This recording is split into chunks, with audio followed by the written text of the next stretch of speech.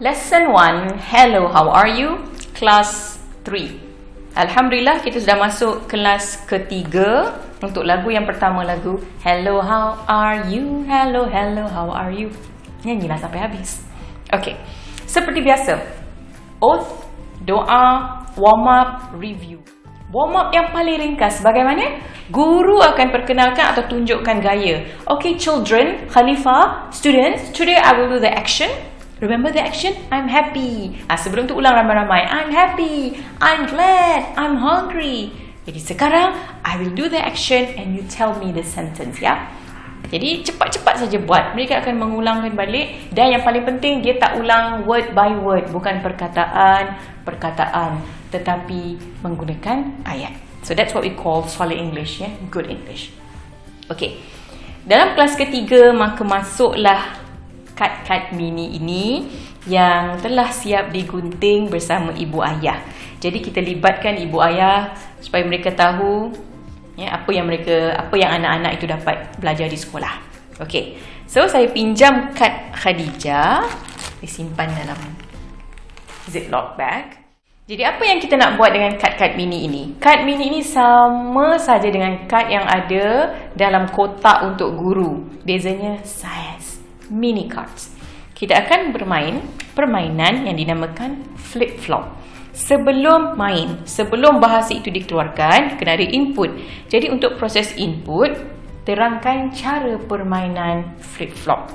Boleh terangkan dalam bahasa Inggeris, boleh terangkan dalam bahasa Melayu, tiada masalah. Sebab fokusnya bukan pada penerangan, pemahaman itu. Fokusnya masa main nanti. Kalau dia faham cara main dan dia boleh gunakan bahasa Inggeris yang ada, that's what we want. Cara bermain flip-flop diterangkan dalam buku aktiviti dan boleh tonton dalam video-video yang disediakan bagaimana cara guru-guru membawa permainan ini ke dalam kelas. Flip-flop game. Kita nak game apa? Flip-flop game. Okay, cara dia, you must flip this card. When you flip this card, you must say, I choose this card. You must say what? I choose this card. And then you flip. And this card. And this card. If you get same card, what must you say? Same. Flip? Flip-flop. Wow, very good. Flip-flop. Alhamdulillah. Okay. Then you take this card. And you choose another card. Here. And I choose this card. No. If you get different card, what must you say? Sorry, try again. Jadi secara ringkas, dalam permainan flip-flop, fokus kepada beberapa frasa ataupun skrip yang penting. Semasa mereka mahu memilih kad, jangan terus minta kad tersebut dibuka. I choose this card. Tak apa kalau mereka cakap pelan, lambat, kita latih. I choose this card and this card. Boleh.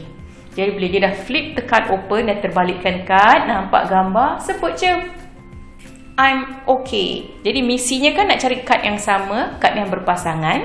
Jadi bila jumpa kad yang sama, that's why kita main ini dalam groups of 4 ataupun groups of 2. Kalau main 4 orang, cukup 2 set. Team A 2 orang versus Team B 2 orang. Jadi dah main, dah cari pasangan. Kalau kad itu sama, sebut flip-flop, you take the cards.